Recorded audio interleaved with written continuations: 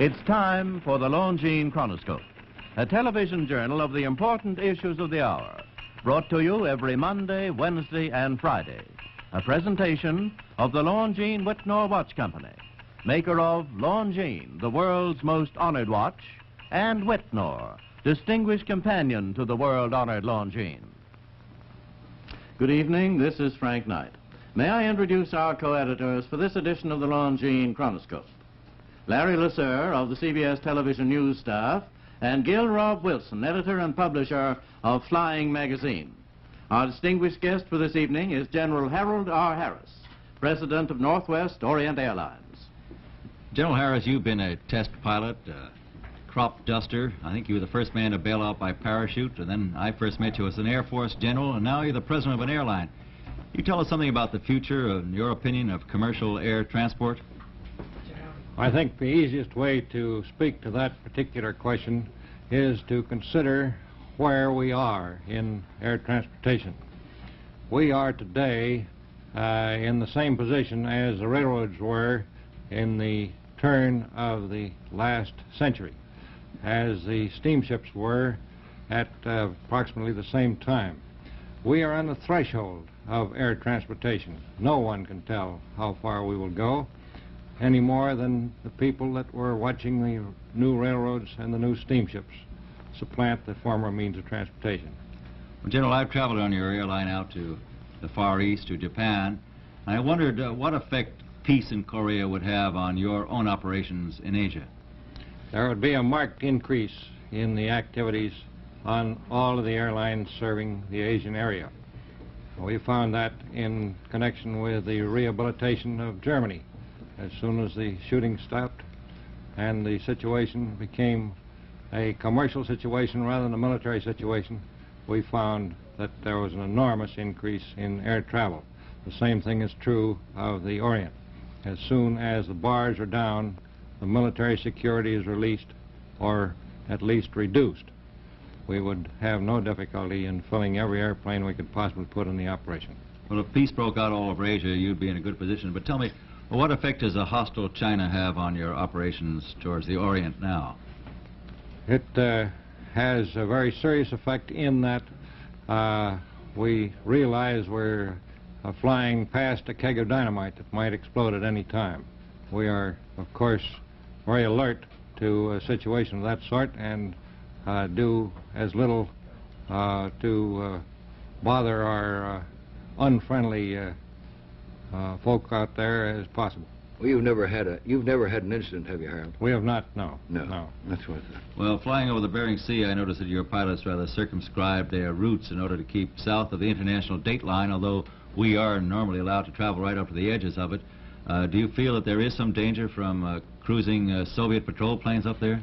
Oh, that certainly there is a possibility of some trigger-happy Russian getting way out of course and doing something ridiculous. That has not occurred so far, and hopefully it will not. Well, General Harris, there are a lot of Oriental passengers coming this way, I noticed, on the planes coming back from Tokyo. Are human beings actually considered strategic cargo? Well, for my money, the only strategic cargo that exists are human beings. The material that we normally think of as strategic material is only used and useful by people who know how to do it. And consequently, the strategic label goes on the people and not on the material. Was there very much screening of the people that you bring back from the Orient to the United States and to Alaska? Well, I presume there is. That, of course, is not done by the airline. That's done by the government agencies concerned.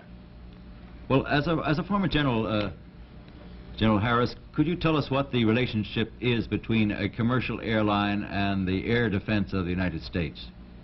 Yes, sir. The commercial airlines, as you may realize, have exactly the same relationship to the defense of the United States as the maritime, the ships in the maritime business, which are normally used for commercial purposes.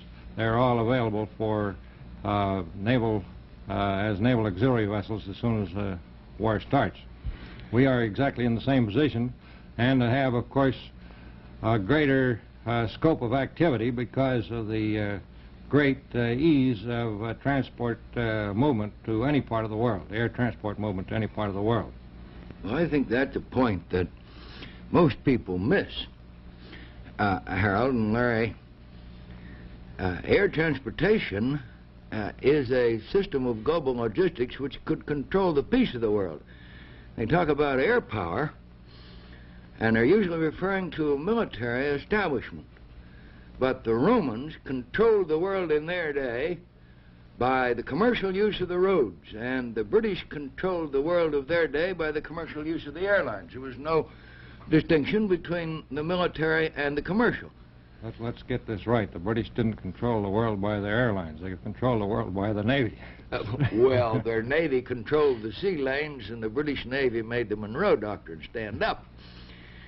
Now, I think that we could control the world the same way today, and I think that is the one great hiatus in the whole international thinking about aviation. I think this airline out here is just as important a factor for world control as you could possibly get if you went to describe any military situation, Harold. Yes, I want to differ with you a little bit there in this respect.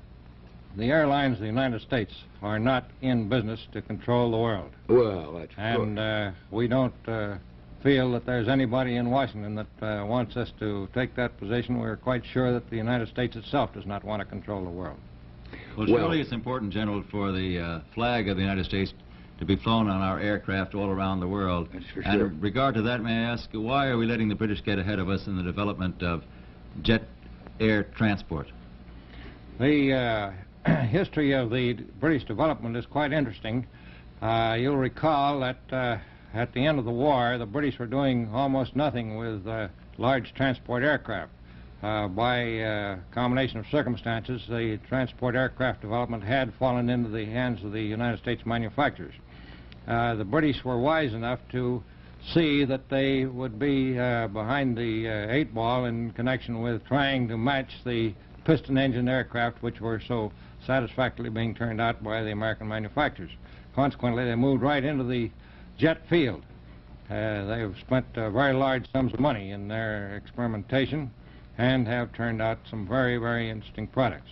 Well, why haven't we spent that much? Why haven't you, as an airline's president, spent that much in research and developing jets? Well, no airline can afford to do a development job of that sort.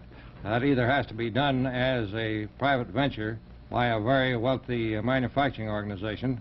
It's estimated that it will cost from $20 to $28 million to design, build, and test one jet transport airplane in the United States. And there are very few people that are prepared to walk up and put that kind of money on an experiment which might not be very successful. Well, General, I don't say that as a criticism of the engineers that we've got in the United States. I'm sure that we could today build a more successful and more satisfactory jet transport airplane than can be built elsewhere in the world. But it's just simply a question of finding somebody that's prepared to take that risk. Well, if the government won't do this research in commercial air transport, how can we compete with the British if they put these jets on our transatlantic or your trans-Pacific routes? Larry, I didn't make myself clear, I guess. I didn't say that the government wouldn't spend the money. I said the government hasn't spent the money. I said that the airlines can't spend the money because they don't have it, and that the manufacturers are understandably a little slow in spending that kind of money. Well, but the government could spend it. Where are we putting our research money now, General Harrison?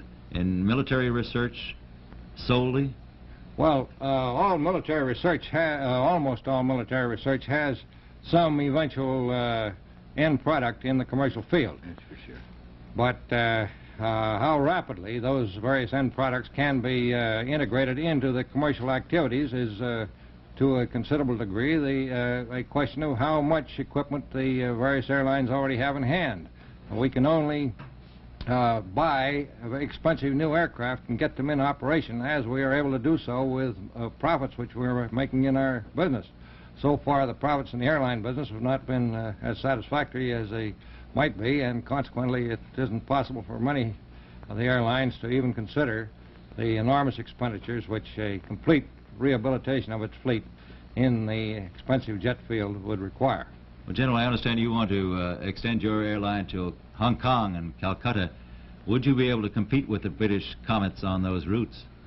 Well, the present Comet aircraft has got a variety of people reporting on it, many of whom say that it is not an economic aircraft, that the question of trying to make some profit with that airplane is a question which cannot be answered in the affirmative. Since the British company that's operating the Comets is a part of the British government, wholly owned by the British government, presumably that any loss, if there is any loss, would be borne by the British government. It's an instrument of government policy. Well, General Harris, as a final question I'd like to ask you, what developments do you see ahead in commercial air transport? Well, it depends on how far ahead you want to look. Next year, for instance, we will institute non-stop operations across the Pacific. They'll be non-stop from Tokyo to Alaska in both directions. That is a very important development. If anybody had ever told me that aircraft would carry large numbers of passengers and crew and cargo and mail across the Pacific non-stop, I'd thought they needed their heads examined. But it's still a fact. There we are. We're going to do it. Now, down the road of peace, we're going to have atomic power. Perhaps we'll have what are now called guided missiles that will carry not only cargo and mail, but maybe we'll have them so that they'll properly carry passengers. Well, thank you very much, General Harris. It's been a great pleasure to have you here tonight. Thank you. The opinions you've heard our speakers express tonight have been entirely their own. The editorial board for this edition of the Longines Chronoscope was Larry Lasser and Gil Rob Wilson. Our distinguished guest was General Harold R. Harris, President of Northwest Orient Airlines.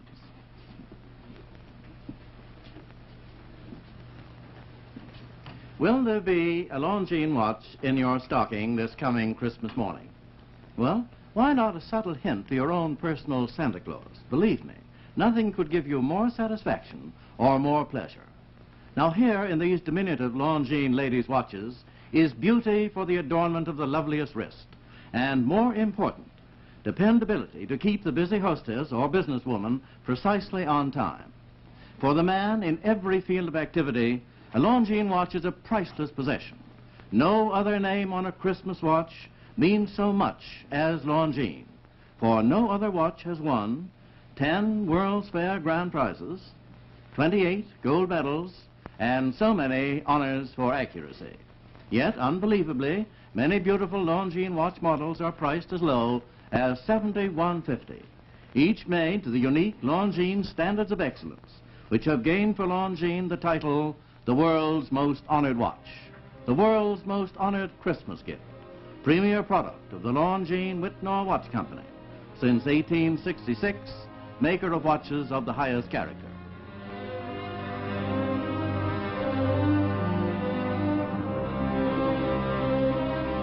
We invite you to join us every Monday, Wednesday, and Friday evening at this same time for the Longines Chronoscope, a television journal of the important issues of the hour, broadcast on behalf of Longines, the world's most honored watch, and Whitnor, distinguished companion to the world-honored Longines.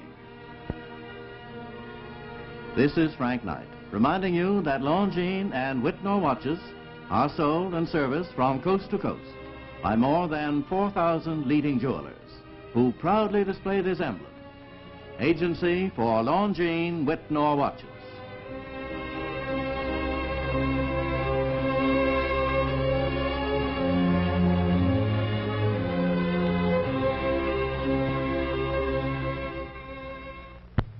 This is the CBS Television Network.